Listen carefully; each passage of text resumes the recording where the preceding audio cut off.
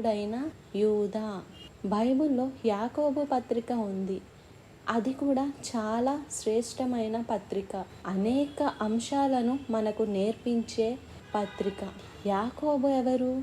ఆ యాకోబు యోహాను సహోదరుడైన యాకోబు కాదు. మరి ఎవరు? ఈ యాకోబు యూదా యాకోబును వారలు యేసుక్రీస్తు యొక్క సహోదరులు.